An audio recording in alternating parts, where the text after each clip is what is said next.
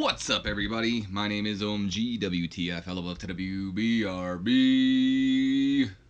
Welcome back to more Total Extreme Wrestling 2016. We are playing as the WWE in the year 2002, and we are rebooking the brand era this time around with, of course, our own little twist on it, our own little spinneroony to it. Instead of there being SmackDown, it's Nitro. If you watch the Invasion series, you already know where we're at. Today, we are booking Monday Night Raw. We are in week 2. And, currently, the next pay-per-view is Starrcade, which is a Nitro exclusive pay-per-view. But I believe the... Seriously, Kat? This whole time I started recording, you don't want out. The whole time you're sitting in here, you don't want out. Second I start recording, he wants outside.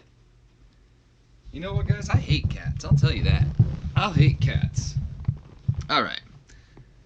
Sorry about the derail on the recording there, but either way, let's just jump right into this. I don't know what I was talking about before. Let's go right into this. Let's run the show. Let's get started. You guys have been waiting long enough. I can't speak today, apparently. Alright, 49 D+ rating as we start the pre-show. We've got a couple of pre-show matchups here. We just start off the pre-show with, honestly, I don't really know how to explain this angle. This angle is literally what it's titled to be.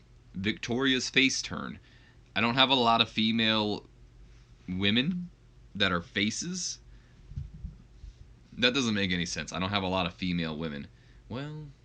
maybe it does. Anyway, let's not jump into that.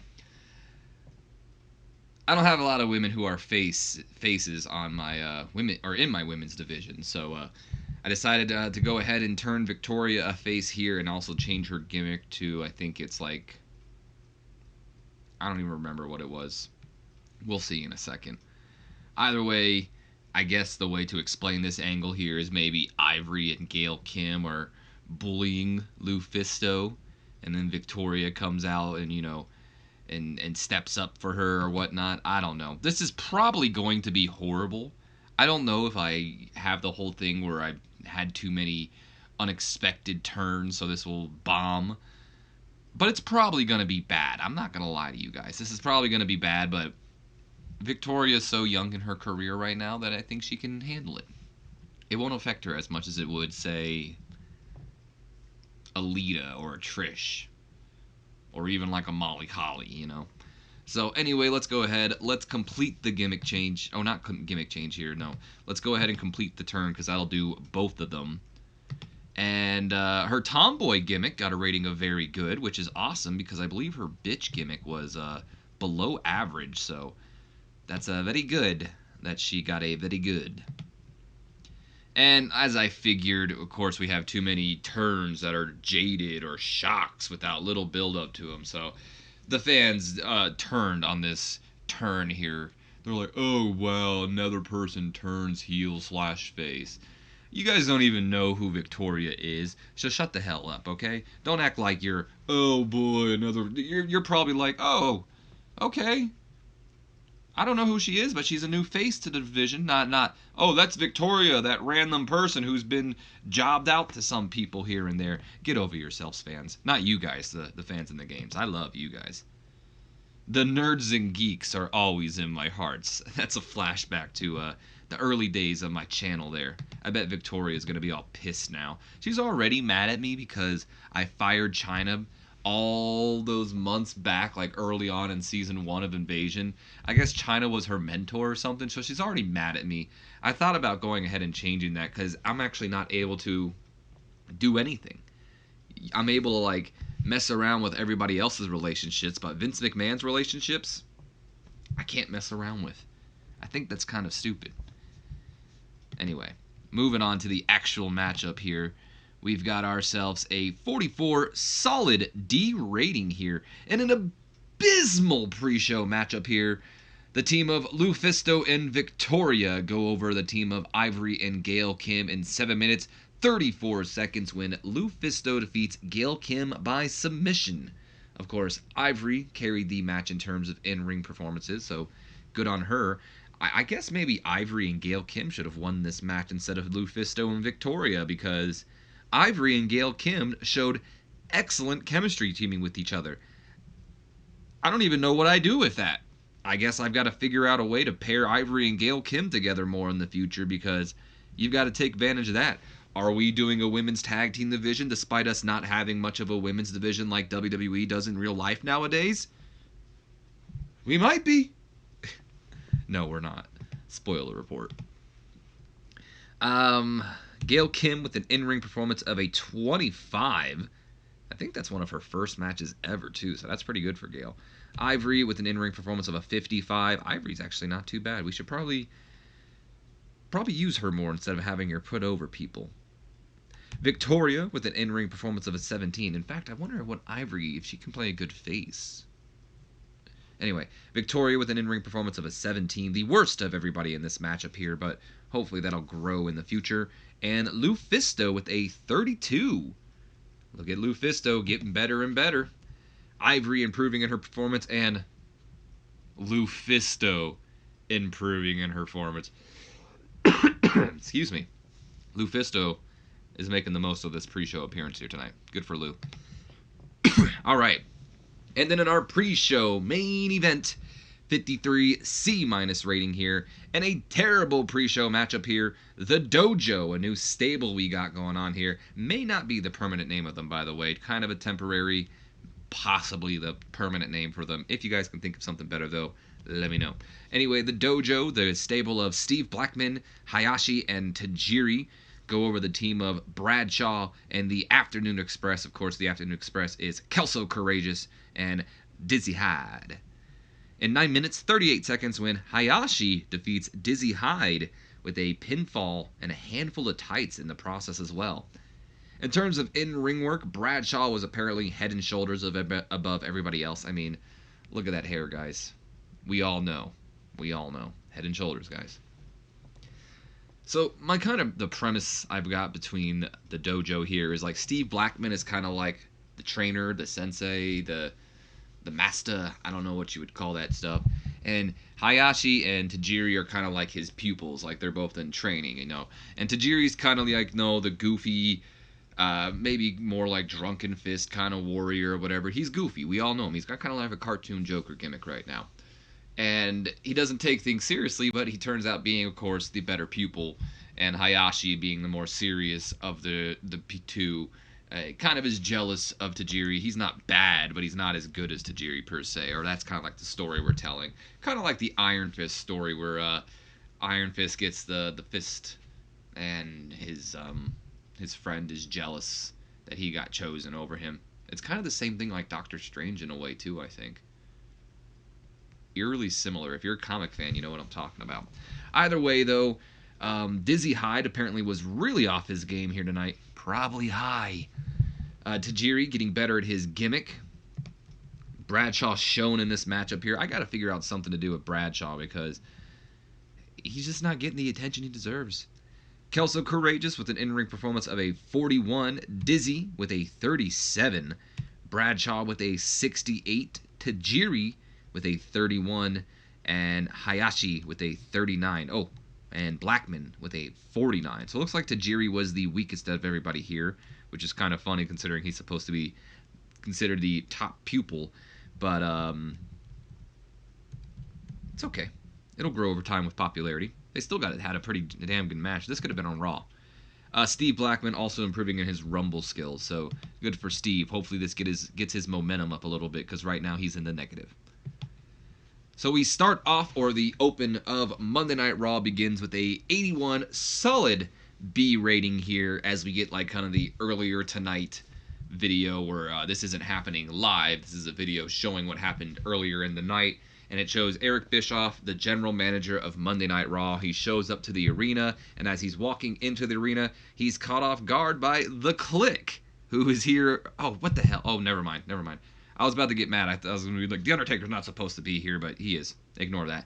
Anyway, he's caught off guard by The Click, who is here a lot earlier than they usually are. Usually they show up just like right before they have their match if they want to, or just to show up, to do shenanigans or chaos. So maybe that's what they're here for. Either way, Kevin Nash speaks out. He goes, "Well, well, well, would you look at that handsome devil? Just the guy we were looking for, actually." And Bischoff looks at him, surprised, stunned. They're never here this early, and he even says it. He goes, "Well, you guys are here early. That's unlike you. You must want something." And then Triple H steps up, and he goes on to speak up and say, "In fact, we do. So let's cut to the chase. I'm owed a title shot, and I'm not waiting until SummerSlam to get it. So go and find the Undertaker's grave and dig him out, 'cause that match is happening tonight." Well, you're right about one thing, Triple H. That match will be happening tonight.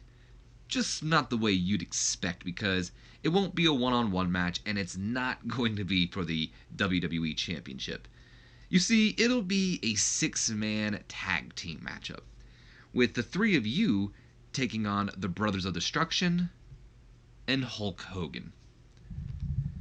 And then that's when the Clique, none too happy about the announcement, because quite honestly, they're probably tired of Hulk Hogan by now. They don't like being told what to do, for one, and Bischoff just denied Triple H his request. So they surround Eric Bischoff here, and Triple H kind of gets close to Bischoff, and he goes, "Yeah, that doesn't work for me, brother. So you're going to have to change that, because as far as I'm concerned, Hulk Hogan is dead." "Yeah? Well, let me pull up my handy-dandy notepad here, because according to me, Hulk Hogan isn't done with you, apparently. And after that game you 3 have been playing since WrestleMania, who would blame the guy? So if you don't want to wait until SummerSlam for your title match, then I suggest the 3 of you get ready for action tonight. And that includes you too, Sean." And Triple H kind of pissed, but understanding where he's at here, understanding that Bischoff kind of has the power, not over them, but over the championship title picture. He goes on, gets close to his face again, maybe we're even nose to nose, and Triple H has got quite a big nose, we all know how that is. And he goes, "If I do this match, then I get the dead man next week." Fair enough. You've got yourself a deal, Triple H. But hey, no funny business tonight. You guys got it? Nash kind of chuckles. He goes, "I wouldn't hold my breath if I were you, Bischoff." And Bischoff just blows off Kevin Nash's comments. Doesn't even make a second thought about it, because he knows it's not an argument he's going to win, or it's worth even fighting. So he just continues to make his way into the arena. And as he walks down the hallway into the arena, the lights begin to flicker on and off, like there's a light going off or something. And Eric Bischoff just can't help, he can't help but feel like someone is following him right now. So as he goes to look over his shoulder to see if someone's checking him, following him, maybe someone from the Clique has decided to follow him from. Maybe Shawn Michaels didn't appreciate that snide little comment Eric Bischoff made there. But unfortunately for Eric, he doesn't see anything. I guess maybe not unfortunately. Maybe this is more fortunately for Eric Bischoff that no one is following him. But unfortunately for the general manager here, when he turns around, to keep going, he's startled by the sudden appearance by the WWE World Champion, The Undertaker, who is standing right before him. And Bischoff screams, because he's startled. So he lets out a little scream, and then he goes, oh my God, it's just you, Taker. You actually had me scared there for a moment, but, if you'll excuse me. But Taker does not excuse Eric Bischoff here, as he grabs the general manager by the throat, pins him up against the wall, and proceeds to say, "Where's McMahon?" "Mr. McMahon? Oh, he'll be here." "You wouldn't lie to me, would you, Bischoff?" "I have no reason to lie to you. I'm sure if you stop by later, you could talk to Mr. McMahon, but can you let me down? I wouldn't worry about Mr. McMahon. I would think you'd be more concerned with Triple H and the Clique and your tag match with your brother and Hulk Hogan later tonight." And Taker kind of gives Bischoff a look, and he says, I don't give a damn about Hulk Hogan, and I don't give a damn about Triple H and the Clique. You tell Vince McMahon that the Reaper's looking for him. It's time to pay up. And then the lights flicker on and off again, and of course, when they're back on, the Undertaker is nowhere to be seen, but Bischoff looks like he just seen a ghost. And of course, that all happened earlier tonight. That was not the, I guess, live or the open of the show, you could say. But either way, I wonder, did I check the NWA Wildside pay-per-view? I don't think I did because we're in Monday, so I'll have to remember to do that after the show. So hopefully I do. But real quick, before we move on to the show, we do have a couple of worldwide things I want to talk about here. So I believe we did go ahead and fix up Trish's gimmick. We did a tweak to it. Yes, the Backstage is still at a 0%, by the way. Lita is going to have a gimmick change somewhere in the near future, so I don't, there's no point in doing it right now. I don't know if I did go ahead and start this. I might have to remember this. Road Warrior Hawk is retiring. I think I might have offered him a contract, but I don't remember. And I got to remember to check that pay-per-view. Also, Jake Roberts is retiring, so we did go ahead and hire him, and I'm going to have him working the developmental territories the next 3 months to kind of help put over some people. Hopefully. If not, hopefully he'll get some training in, or, train some of the people down there as well. But he didn't want to be a trainer, so I couldn't make him a trainer. Either way, though, right now, I believe he is at OVW. I could be wrong. Maybe he's at NWA. Where he isn't, though, is HWA, because we'll be sending him to HWA in June. Speaking of the NWA, though, NWA Wildside, Road Dogg Jesse James, of course, someone who used to wrestle for the WWE, was wrestling for NWA Wildside, but not anymore, because NWA Wildside is buzzing with the news that Road Dogg is gone from the promotion. A noticeable no-show at the NWA Wildside Dog Days 2002. I'm assuming that was named after him, too. I mean, come on. Apparently, a dispute over late payments has been bubbling over for a few weeks and led to him simply not showing up last night. According to inside sources, NWA Wildside higher-ups have sworn never to employ him again. So no more Road Dogg down in NWA, which I guess is in a way is good, considering Vince apparently hates Road Dogg and Road Dogg hates Vince right now. And this I thought was kind of interesting because, of course, I've been kind of helping TNA out a little bit and hiring up some of the top talents for them and trying to get them a little ready to be more, not a threat to us, but maybe, more of a threat to the rest of the independent scene, and hopefully they'll get a boost up and not die down or anything like that. But, so I, of course, hired quite a few people for them. And apparently, one of the people I hired for them, Super Crazy, is a rising star for TNA right now. If rumors are to be believed, TNA are prepping a massive push for Super Crazy, who they believe is the next big thing in wrestling. Insiders say that he is lined to receive one of the biggest push in the company's history and will either make or break him. Which I think is funny because, in a way, I'm kind of controlling TNA, so I know this happened over in my local to global save where they were like, oh, Bob Roop is primed to be a success in IWC and they're going to be trying to make him a megastar or something like that. And here they are doing the same thing for TNA as well.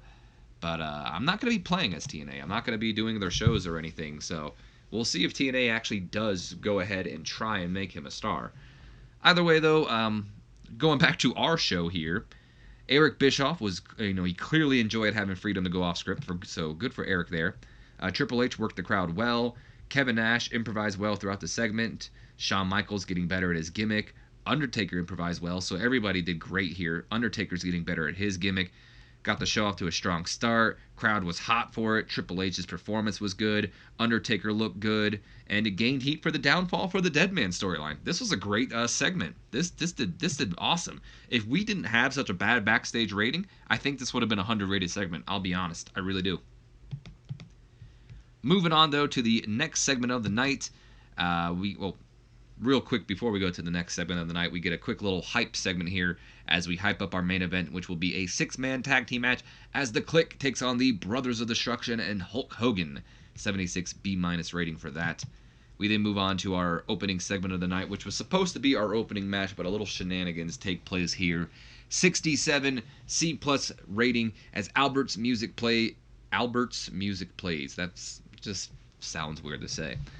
as we open up the show, and out comes the former tag team champion to start us off with some in-ring action. A package plays showing the debut of Mark Jindrak from last week, and JR and King are talking about it, until the arrival of Bobby the Brain Heenan, and he taps the mic a couple times, and he goes, "Is this thing on?" "Oh, okay, good. Ladies and gals, it's that time of the night that the Brain here gives you a treat. You love him, I love him, but no one loves him more than himself. Ladies and gals, give it up for..."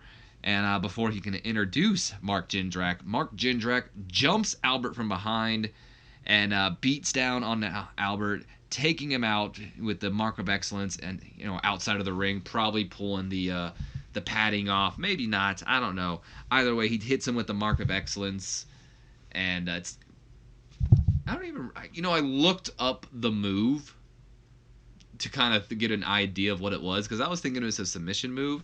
But, I don't even remember what the mark of excellence was. But if you've seen what the mark of excellence is, he hits it on the outside of the ring, and while the ref checks on it down to Albert, Mark Jindrak and Bobby Heenan take the opportunity to brag and celebrate here. And Heenan goes on to continue to say, and he goes, "Aw, quit your whining.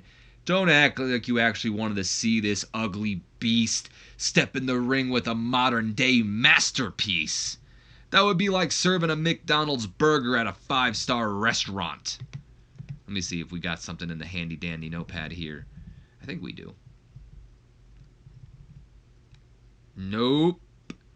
I guess that's how we ended off the segment. Bad way to end off the segment there, Steve. Either way, Heenan is just pretty much putting over the fact that Albert is just this ugly, hideous beast. Mark Jindrak is just this gorgeous masterpiece of a man, and that no one should ever want to really see this match in the first place. And it was supposed to be a matchup, but Mark Jindrak jumping him from behind, and they kind of retreat while Albert just kind of gains his consciousness and looks all pissed off because, he was screwed over here.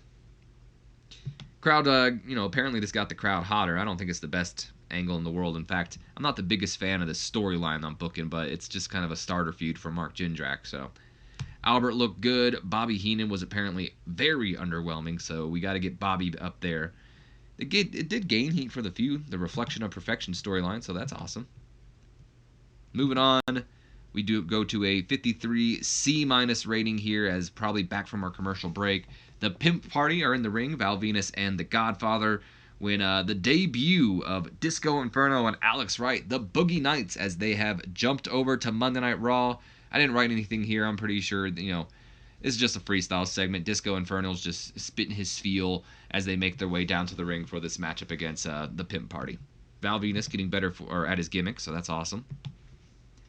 So finally, our opening match of the night gets a 58 C- rating here.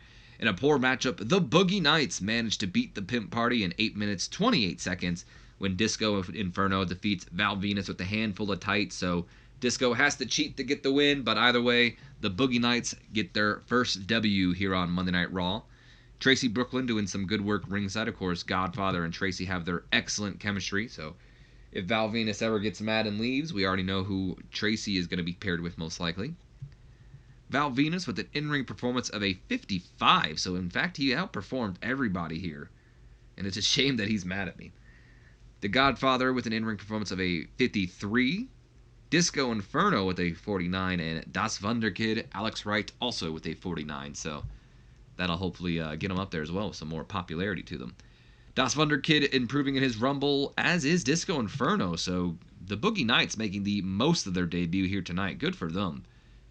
We then moved backstage to a 53 C- rating here, as a side-by-side shot shows the WWE Women's Champion Trish Stratus warming up backstage for her upcoming match against Molly Holly, and Molly Holly walking down the hallway, to pretty much go to the entryway for her match against Trish Stratus. And as they are advertised in ring action for next, we see the Pimp Party walking from the back from their loss, and that's when Molly takes the opportunity to kind of mock Tracy Brooklyn, the Pimp Party, and she goes, "Tracy, oh my God, did you hear? I've got a match against the women's champion, all while you sit back here and sulk after your loss, like the good little tramp that you are, and play dress up with your pimps.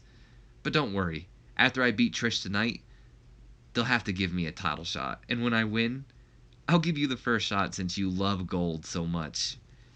And Molly Holly just walks away with a big smile on her face while Tracy just looks all pissed off.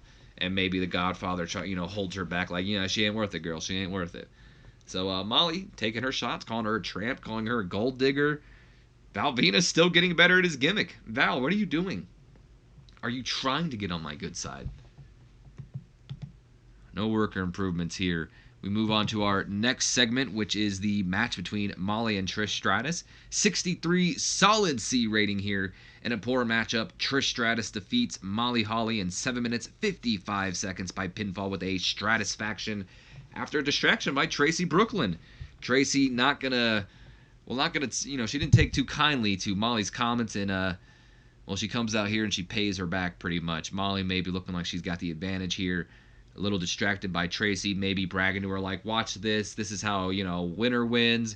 And then she's kicked in the gut. Stratusfaction. Trish Stratus gets the victory, beating Molly Holly here tonight. 63 solid C rating. Trish with an in-ring performance of a 61. Good God, Trish is better than some of the men. Molly Holly with an in-ring performance of a 49. Gained heat for the Molly-Tracy feud. No worker improvements here as we move on to our next segment of the night, which gets a 50D+. After the match, Molly kind of storms to the back in search of Tracy Brooklyn, while Trish celebrates in the middle of the ring until she is interrupted by the arrival of the number one contender, Jacqueline, who comes out sarcastically clapping, and she goes, No, don't let me interrupt your celebration, Miss Thang. You go on with your bad self, I'll wait. Oh, you don't want to celebrate now? And smile all big and pretty for all these desperate guys in the crowd? Now you want to take things seriously. Well, I'm sorry, but I don't take you seriously, Miss Thang. And you'll find out soon enough that this industry wasn't made for little girls like you. This is where women come to fight. So my question is to you, are you ready to fight? And Trish, she's ready to fight. She dares Jackie to get in the ring. Come on, let's fight. But her legs are pulled out from under her from behind by Jazz. And Jazz, of course, begins to stomp down on Trish. Jacqueline rushes over, and we now have a 2-on-1 beatdown, as this has kind of been the game plan lately for, I guess, not only Jackie and Jazz, but the entirety of Damnation with Rodney Mack and Ron Simmons as well. So they're giving them the beatdown. They're attacking Trish 2-on-1 until finally Lita runs down with the steel chair in hand. She comes out swinging, forcing Jazz and Jackie to retreat. And, they leave. Probably jump the barricade and run through the crowd. I've got to sneeze. Give me a second. It usually comes in twos. I don't think it's happening. It might, though. Anyway, Jackie and Jazz retreat. Lita, she helps Trish up to her feet. And, pretty much just ends off the segment there as we see Jackie and Jacqueline retreating through the crowd. And Lita pretty much daring them to come back in before helping Trish back up. Lost heat to the Jacqueline Trish Stratus storyline, which is unfortunate. Hopefully we'll gain it back up here in a few. 58 C- rating here as Backstage. Eric Bischoff is on the phone. He's trying to get a hold of Mr. McMahon, of course, to let him know about the whole Undertaker situation from earlier in the night. But, of course, with no luck as he gets the voicemail of Mr. McMahon instead. So we catch him right there, and he goes, Vince, it's Eric. Call me right away when you arrive to the arena. It's urgent. And as he hangs up, he hears a knocking on the door. He tells him to come in, and it's none other than Eric Angle. Mr. Bischoff, Wolf isn't Kurt's baby brother. I'm actually his older brother. Oh, I'm sorry. I'm sure you get that all the time. What can I do for you, Eric? Well, you see, Mr. Bischoff, I'm actually here to ask you for a tag team title opportunity. Me and my brother have been killing it as of late, and I think we've earned it. And Bischoff just looks at him kind of stunned and goes, What? You heard me right. I think Kurt and I are ready for tag team gold. Well, you may think you're ready, but are you sure you're ready? I mean, you do know who the champions are, right? Yeah, and so what? Everyone may think the Dudleys are the best tag team around, but that's only because they haven't faced the Angle brothers. Greatness runs in the Angle family blood. Well, you know what? What the hell? Let me pull up my handy dandy notepad here. Let me see what we've got booked in place. Apparently nothing, because I decided not to even book that segment in. Bischoff just goes, "What the hell? You got your match. I've got more important things to worry about tonight. I'll put it in place. I'll book it. There you go." So Eric Bischoff grants Eric Angle his opportunity here tonight, and we're going to see a tag team championship matchup between the brother duos of the Dudleys and the Angles. But not before we see a nice little backstage brawl between Molly Holly and Tracy Brooklyn. Of course, Molly not happy about Tracy costing her a match against Trish. Tracy not happy about Molly just being a bitch as of late. So we got a little bit of a brawl. Of course, they are separated by Val Venus and The Godfather and Disco Inferno and Alex Wright. And a match is made next week. It is announced that Molly Holly will face Tracy Brooklyn in one-on-one action next week after things have been heated over between the two as of late. What the heck? Are we in Hawaii? I think we're in Hawaii. Look at that, 9,375 people. That is not a good drawing for us. 54 C- rating, as now we are taken backstage to Josh Matthews, who is standing by with the women's champion Trish Stratus and her savior, Lita. Matthews begins to talk and he says, "Ladies and gentlemen, Josh Matthews here, and joining me at this time are the WWE Women's Champion Trish Stratus and Lita." I just said that, Josh. "First of all, Trish, congrats on your win tonight, but I'm sure that's not what you two want to talk about." And Trish takes the mic quick and she goes, "Nope. No disrespect to Molly Holly, but the only two people on my mind right now are Jacqueline and Jazz. They whine and claim that they're being held back by the man, but instead of stepping up and facing me one-on-one or facing Lita one-on-one, you two want to play games and act like we're still in high school. Well, you two won't bully Lita and I around for much longer." And that's when Lita steps up and she goes on to say, they won't get the chance because of you two. Lou is watching the show sitting at home." I guess Lita must have missed the pre-show match.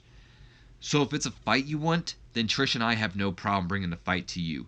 If you actually are bold enough to face us without jumping us from behind, then next week, the two of you versus the two of us." And they go, as they go to leave, Josh Matthews kind of stops and he goes, "Lita, before you go, can I get your reaction to what your boyfriend Matt Hardy did to his brother Jeff last week?" And Lita has to pull up her handy-dandy notepad for here. And she goes on to say, "Yeah, you see, that's actually kind of personal, Josh. And while I'll come out and say I don't support what Matt did, this is something I'd rather stay behind closed doors, if that's okay." And Matthews he's sorry. He's caught off guard. He's like, "Of course, I'm sorry I even asked." Back to you, JR. And there we go, 54 C-. The challenge is put out there. Most likely will be accepted. Jackie and Jazz versus Trish and Lita next week. I was hoping that would gain some heat back to that storyline. Unfortunately, it didn't. But it did advance both the two. No worker improvements either. Speaking of Matt Hardy, we get a quick little recap of his beatdown of Jeff Hardy from last week. Of course, they had a tag title matchup. They lost, and Matt took the opportunity to beat down on Jeff Hardy. He's tired of it, and he's going off solo, apparently. 72 B-. And then right after we see the beatdown of him, we see Matt Hardy walk into the ring as he's going to explain himself next after our commercial break. 58 C- for that. Oh, I was about to say 83 B+ for Matt Hardy. Jesus.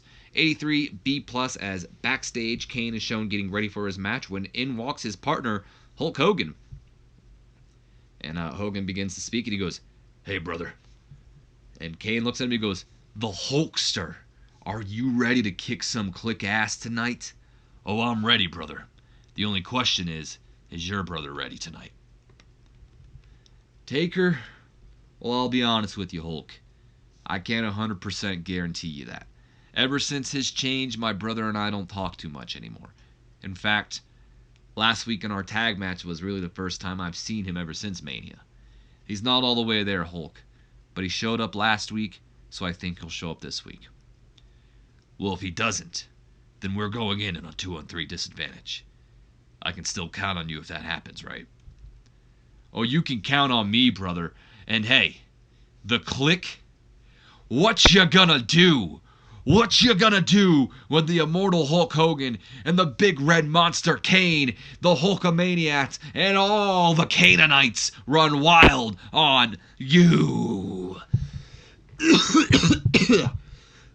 Oh, fuck. Holy shit, Kane. That came out of left field, Kane. You caught me off guard. I gotta take a drink of our sponsor, not sponsor this week, Monster Import Energy.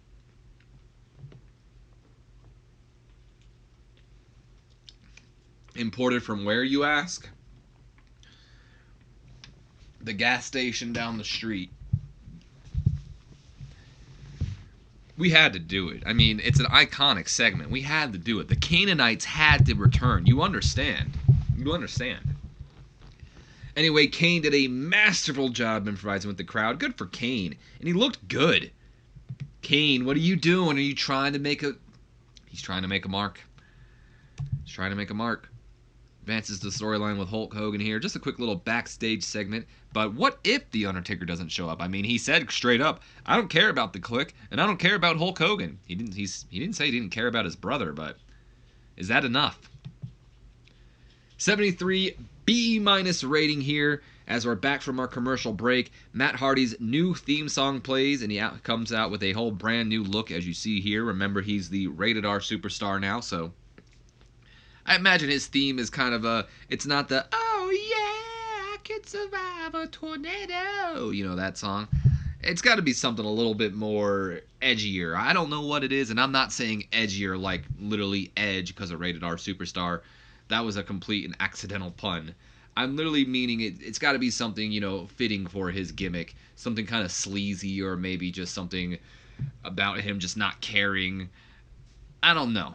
Maybe you guys know where I'm going with this. His theme has got to be something that fits his gimmick. Either way, he makes his way out towards the ring. JR and King recap his beatdown on Jeff from last week until Matt goes on to take the mic. He taps on the mic. He then stands in the ring while the crowd just boos him. And they are not having any of Matt Hardy as he goes on to say, I won't talk until you people shut up. And then the booing continues as Matt just soaks it in and he goes, fine. I guess all of you never actually did care about Jeff. Because if you did, you'd shut up and let me explain why I broke his body, his soul, and his heart. My baby brother is dead to me. And you know what? You know what? I don't owe you people a goddamn thing. That's all the explanation you people are going to get. I'm getting out of here.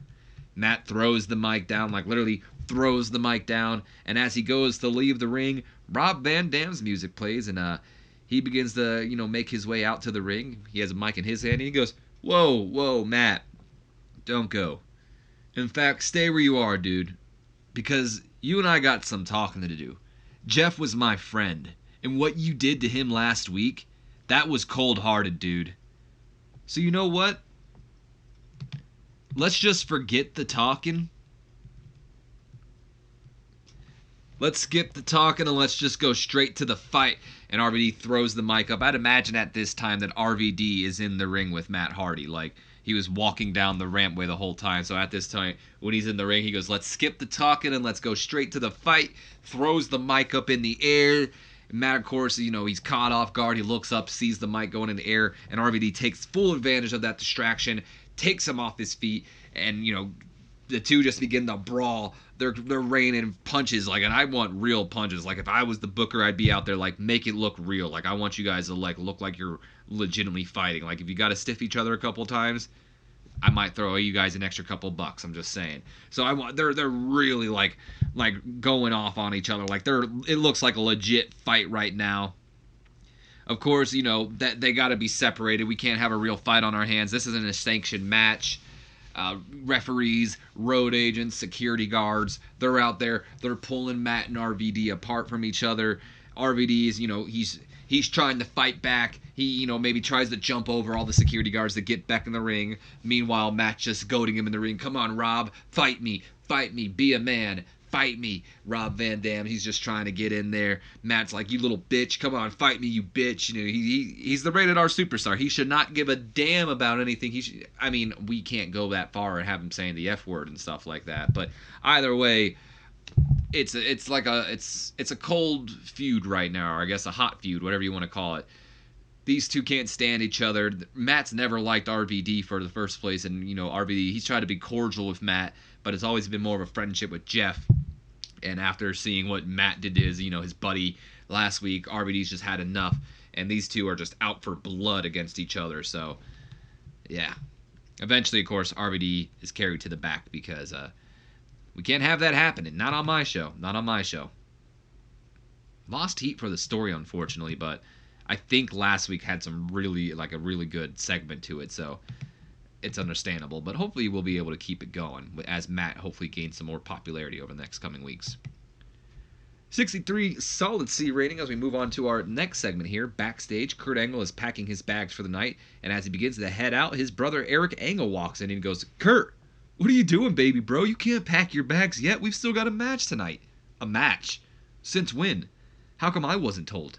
Well, it's because your older brother here went and talked to the boss, and, well, you know, I don't mean to brag or nothing, but you got me another world title shot? Even better. Better?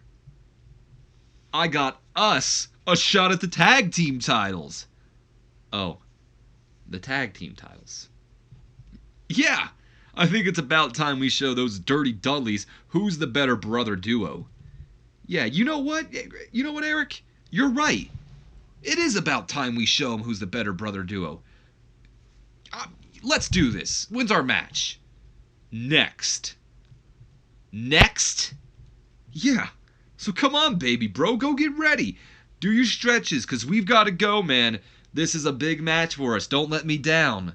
And Eric leaves. He closes the door. He's all excited and happy. And Kurt is just standing there stunned, less speechless. He didn't even know they had a match tonight, and now they have a damn tag team title match, and it's next. He's not even ready. He better be ready. Apparently, Eric Angle looked dreadful in this segment, but Kurt looked good. So Kurt's still carrying this feud. Eric Angle, developing better performance skills, though. It's happening, you guys. I'm going to get Eric Angle over. It's happening. It's happening, you guys. Moving on to our next segment here, 68 C+ rating, as we see the Dudley Boys walking in the back, probably to the entryway, as the Tag Team Championship matchup will be next. 53 C- rating here, as JR receives word that Mr. McMahon has arrived, and the cameras take us back to the parking lot, where the Raw General Manager Eric Bischoff is standing there with 3 security guards as they wait for Mr. McMahon to pull up and get out. Of course, you may recognize these 3 security guards. They are 3 people from our developmental system. In fact, they are the 3 most menacing superstars from our developmental system. No surprise that Brock Lesnar was one of those superstars, along with Mike Bell and Bull Buchanan. So there you have that. Anyway, this probably would have done better if it wasn't for these guys, but I was trying to get them a little bit more popularity. Plus, they might affect a later segment, though, which I didn't think too much about. Either way, though, the limo pulls up, and Mr. McMahon, he gets out of the limo, and he goes, Eric, what's going on? What's so urgent what's with all this beef? You know, I know I'm important, but I'm not the damn president. Not yet, Mr. McMahon. Not yet. Let's talk in our office. I think we'd be a lot safer in there. So just a quick little segment here. Nothing too special. McMahon arrives. Bischoff says, let's get out of the public eye. Let's go somewhere a little bit more private because this is urgent. 53 C- for that. I'm really kind of regretting putting these guys in here because I really think this would have done a lot better if it wasn't for the menace that these guys brought to the table. But sometimes you make sacrifices. What can you do? 66 C+ rating here. We have a decent matchup. The tag team championships are on the line as the Angle brothers draw with the Dudley brothers in 8 minutes 3 seconds when the match descended into chaos after Damnation interfered and Ron Simmons and Rodney Mack attacked probably both the legal men, which would most likely be Kurt Angle and Bubba Ray Dudley at that moment. So there you have it. 66 C plus rating for the matchup here. Devon and Bubba, of course, excellent chemistry. JR and the King have excellent chemistry. Kurt Angle looked good out there. Eric Angle with an in-ring performance of a 34, so he definitely still has work to do, but who knows, maybe he improved. Kurt, 85 in-ring performance, absolutely killed it. Bubba Ray Dudley with an 83 in-ring performance. Devon Dudley with an 82 in-ring performance, so they tried to carry Eric Angle to a B- at least, but they just couldn't. I'd imagine the interference brought it down as well. Brotherly Love storyline advanced. The split of the Dudley Boys storyline gained heat as well, so that's pretty cool. Worker improvements. Devon Dudley improving in his technical, and Eric Angle is improving in his performance. I'm going to get Eric Angle over. I'm going to do it. Maybe not Rodney Mack, but Eric Angle, he's my pet project.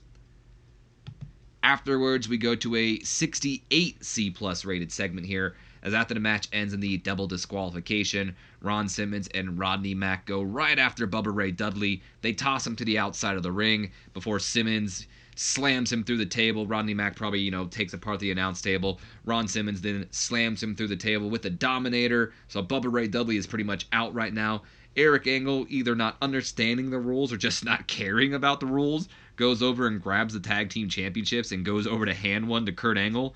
But that's when the brothers are jumped from behind by Damnation, who continue their beatdown on this time Kurt Angle and Eric Angle, and beating them down, maybe hitting them with their finishers respectively until picking up the tag team titles and posing with them. And then they walk over to Devon Dudley, who is checking on his brother Bubba Ray Dudley right now. Devon stands up to fight the two. I'd imagine maybe Devon was taken out at this moment, maybe by the Angles. Maybe it was looking like the Angles were going to win, and that's when Rodney Mack and Ron Simmons jumped them. But either way, Devon stands up to fight the two, but instead of attacking Devon Dudley, Damnation instead hand Devon Dudley the championship titles, or the tag team titles, and Ron Simmons looks at him. There's no mic, so this is the camera picking it up. He kind of points at him and he goes, "Think about whose side you're on." And then they walk away, leaving kind of, Devon confused, just standing there, holding both the championships in his hand. So Rodney Mack is apparently getting better at his gimmick. That's awesome. Unfortunately for Rodney Mack, though, he looked dreadful in this segment. That's unfortunate. Kurt Angle came out looking excellent.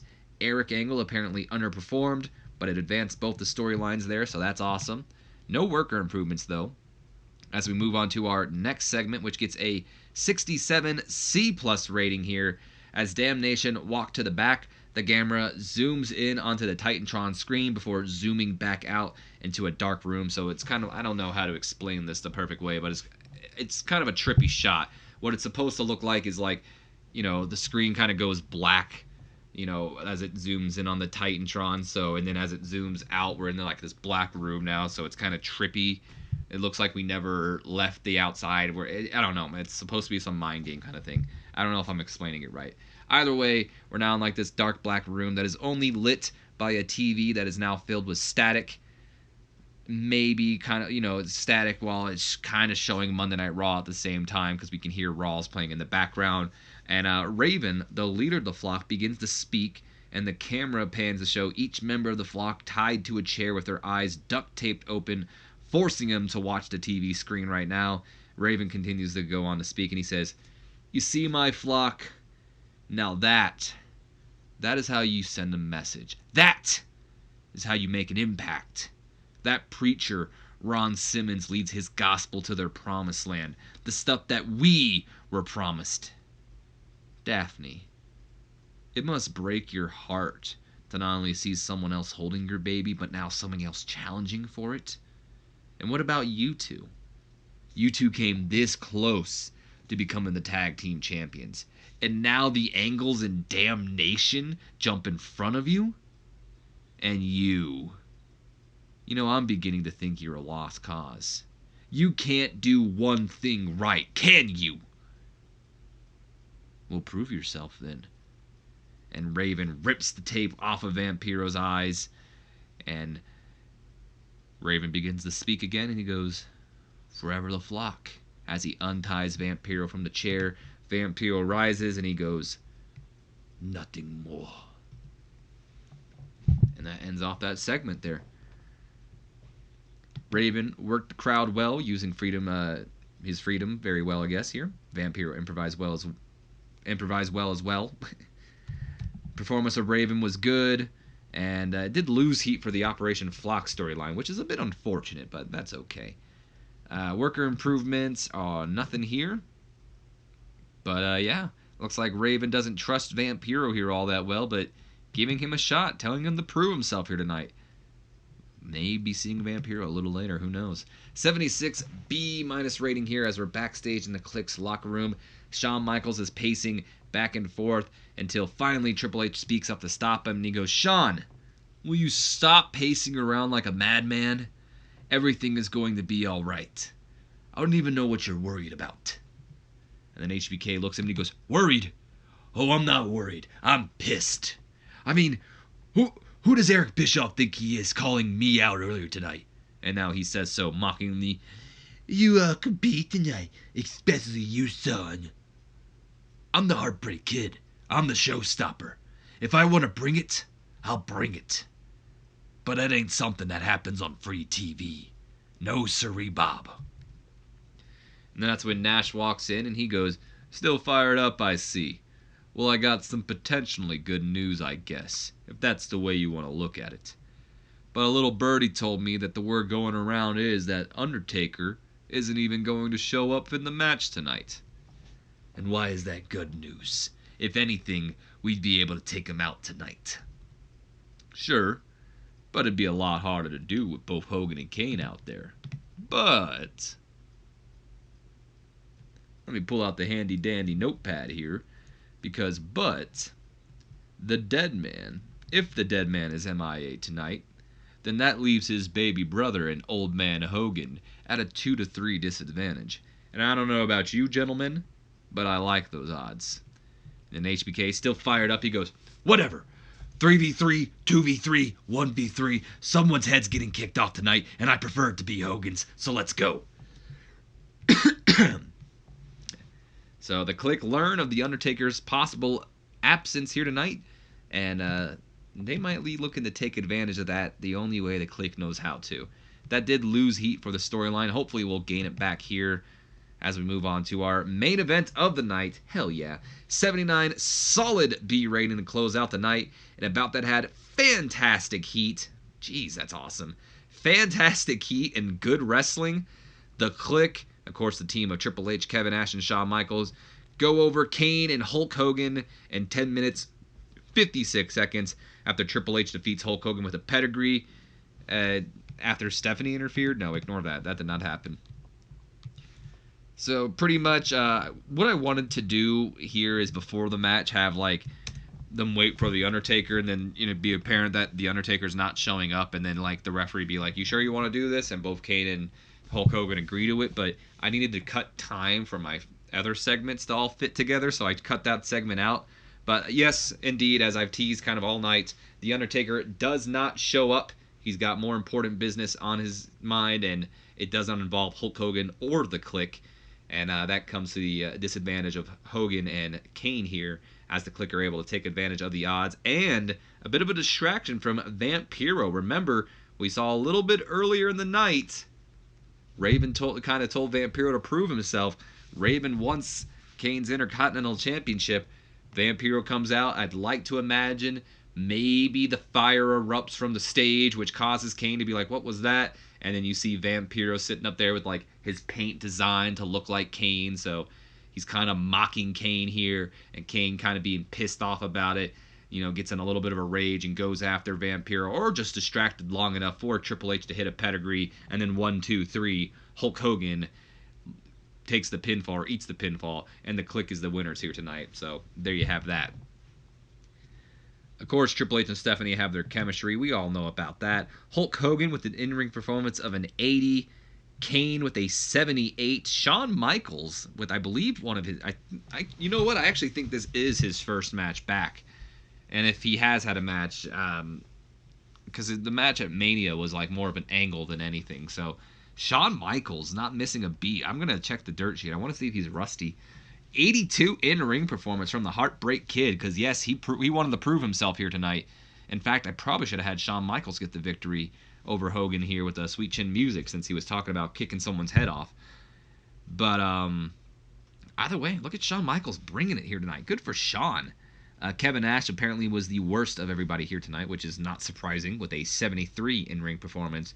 And Triple H leading the match with the 87 in-ring performance. So, good stuff from everybody here tonight. Worker improvements. Hulk Hogan improving in his performance skill. Look at the Hulkster, still improving, still this day. All right, we move on to our next segment of the night, which will close out Monday Night Raw.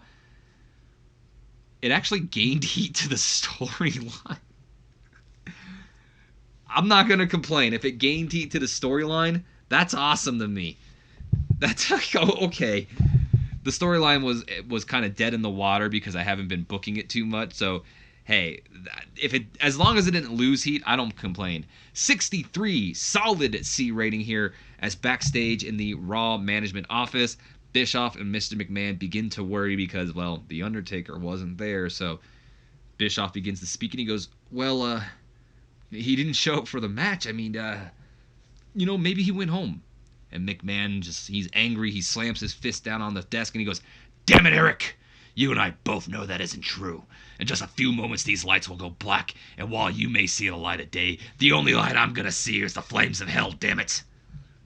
And then Bischoff reassuring him, he goes, don't think like that, Vince. If that happens, then that's what the security's for. It's not going to happen. And then McMahon goes, that's not going to do a damn thing, Eric. And now, just like on cue, though, right on time, the lights do go out in the office, and when they flicker back on, the Undertaker is right behind Mr. McMahon. Eric Bischoff screams at him, Mr. McMahon, and he pulls him towards him, grabbing his arm, so he pulls Mr. McMahon towards him, as the three security guards, of course, that being Brock Lesnar, Mike Bell, and Bull Buchanan. They go after the dead man to brawl with him. Meanwhile, Eric Bischoff and Mr. McMahon escape the office and they run throughout the backstage area to get to the parking lot to get the hell out of here. But then we go back to the office real quick and we see all three of the security guards just kind of knocked out, and lights just continue to kind of flicker on and off as the dead man steps out of the office and begins to walk in the backstage area as well. And I'd like to imagine, just for aesthetic views, that everywhere the Undertaker walks, the lights kind of flicker on and off, kind of hinting at that supernatural side of his. So anyway, the Undertaker, he begins to walk in the direction that McMahon and Bischoff went. He pulls up his handy-dandy notepad here to kind of track him down as we move back into the parking lot. Eric Bischoff is holding the limousine door open for Mr. McMahon. He's telling him, get in, come on, get in, get in, get in. He tries to get in as well, but before Eric can get into the limousine and join Mr. McMahon, Taker grabs him from behind, pulls him out of the way, and as Taker tries to get out of the limousine, Mr. McMahon closes the door quickly, and the limousine just drives off as McMahon tells him, go, go, go, go.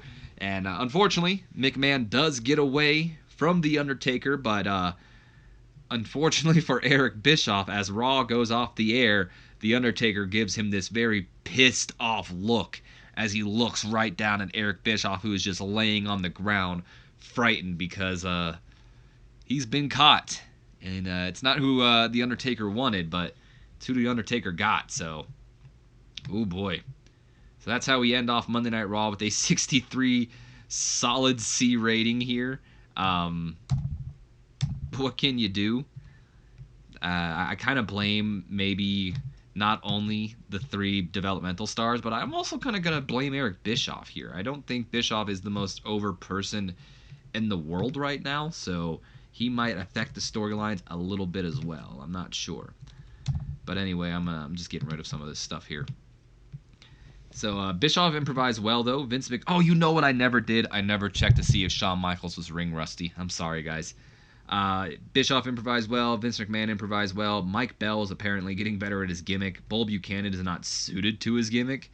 Mike Bell looked lost out there. The Undertaker was a real star.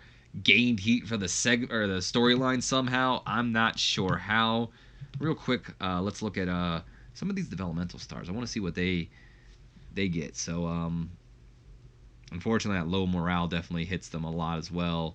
Apparently, Bull Buchanan has good momentum. I'm assuming that's because he was or still is the HWA champion, but I don't think he is anymore. I think he lost it like Finley or something.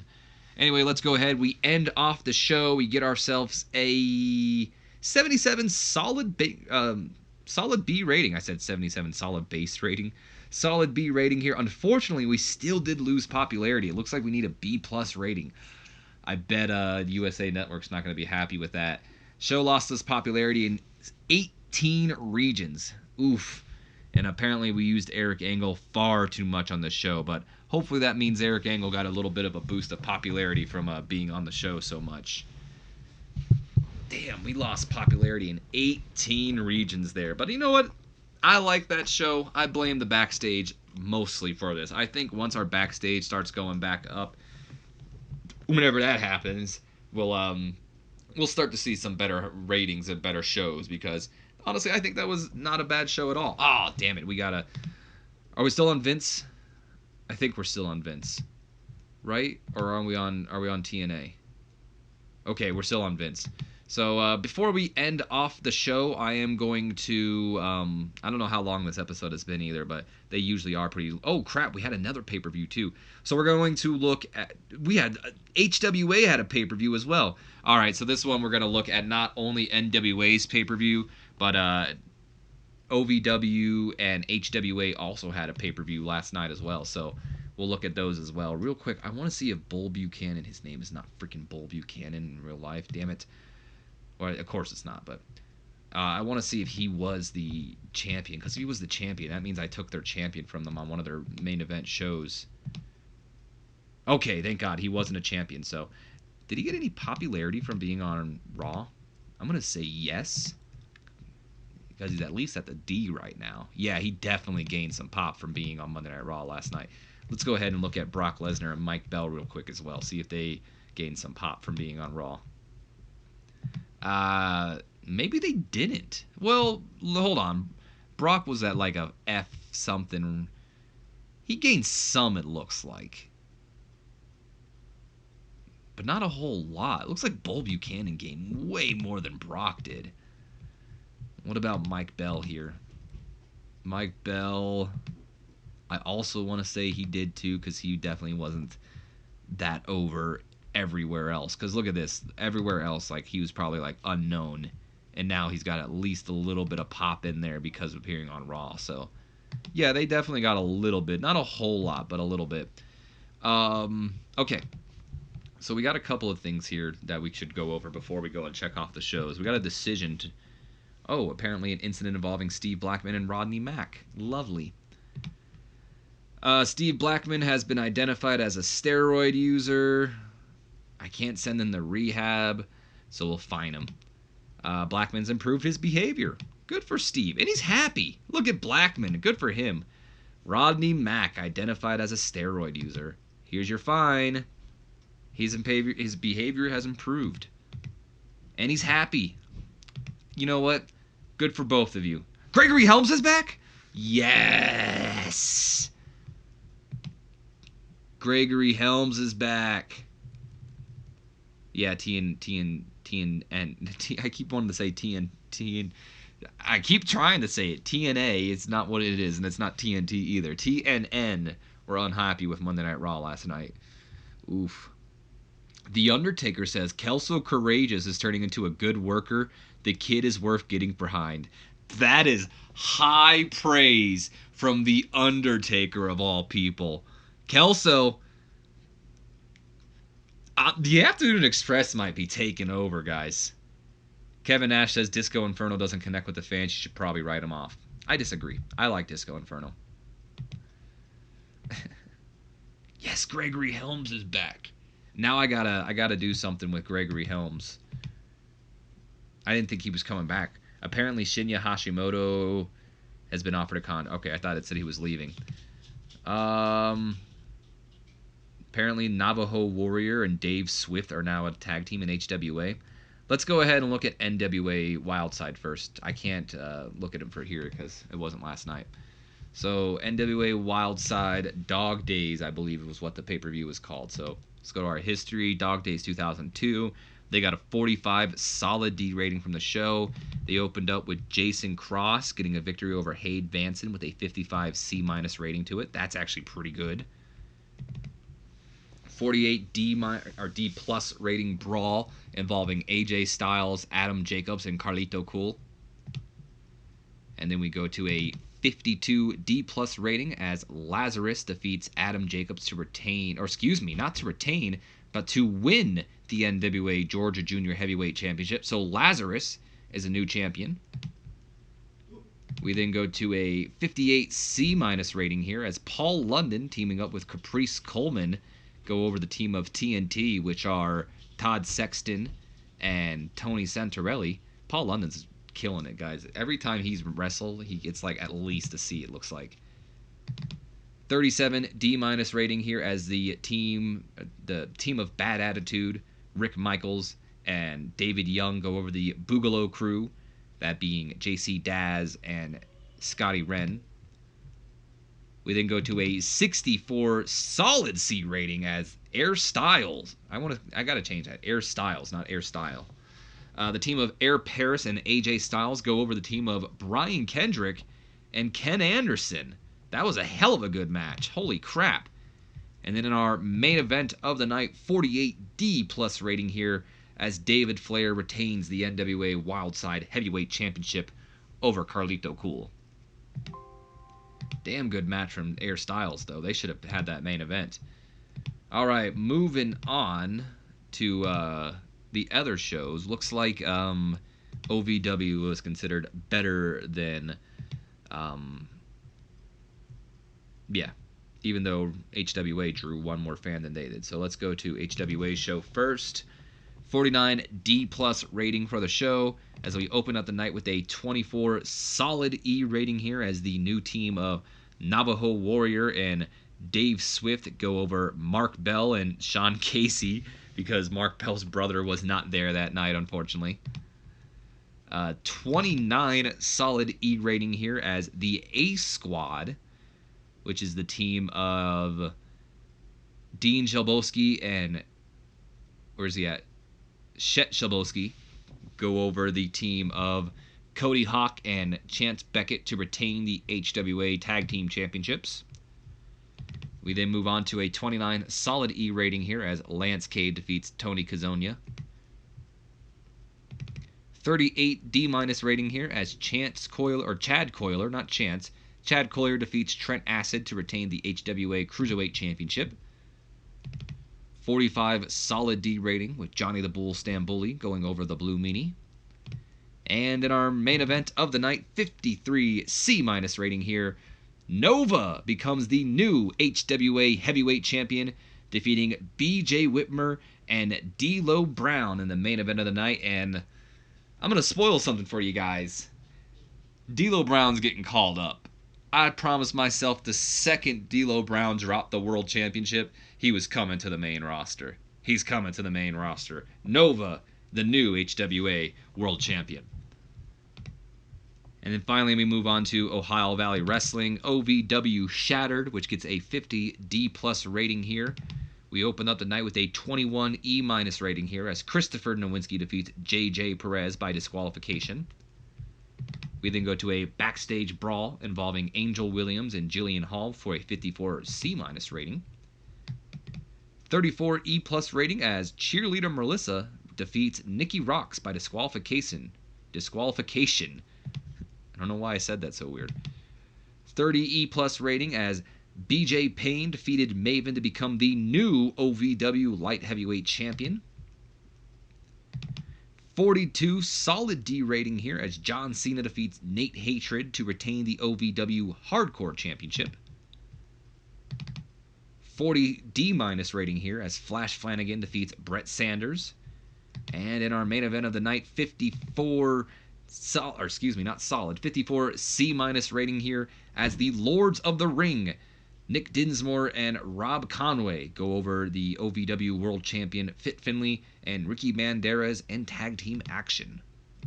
So there you have it. That was that was the show, and that's going to be the episode as well. Hope you guys have enjoyed. If you have, do me a favor, leave me a comment, like, subscribe if you haven't already. And as always, my name has been OMG WTFLFW BRB, and I will see you guys next time. So until then, you guys have yourselves a great day. And don't forget to share this video with your friends, Facebooks, Twitters, Instagrams. I don't give a damn. Anyone you feel who enjoy my content, give them a share. Help your homeboy get some new subscribers. Hope in this bitch. And I'll see y'all later.